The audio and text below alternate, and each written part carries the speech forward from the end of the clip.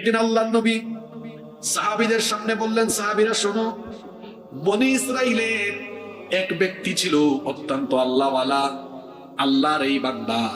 সারা রাত তাহাজ্জুদের নামাজে সে দাঁড়িয়ে থাকতো, আবার সকালবেলা সে জিহাদের ময়দানে ছুটে যেত। এইভাবে করে অনবরত বিরামহীন ভাবে আল্লাহর এই বান্দা 1000 মাস ইবাদত বন্দেগীতে কাটিয়েছিল।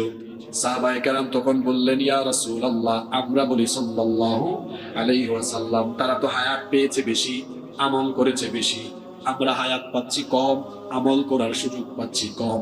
তাহলে তো দেখা যাবে কিয়ামতের ময়দানে আমাদের চাইতে আগের নবীর উম্মতদের মর্যাদা বেশি হয়ে যাবে, কারণ তারা আমল করছে বেশি।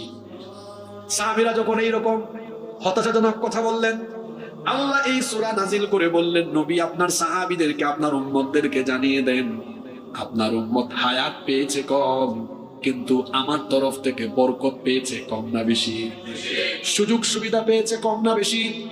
আপনার উম্মতকে হায়াত দিলাম কম, কিন্তু সুবিধা দিলাম বেশি। ওরা 1000 মাস ইবাদত করে যে পরিমাণ নেকি অর্জন করেছে, আপনার উম্মতকে আমি এমন একটা রাত দিলাম, ওই রাত যদি তারা ইবাদত বন্দেগীতে কাটাতে পারে, এক রাতের আমল 1000 মাসের আমলের চাইতে উত্তম হয়ে যাবে।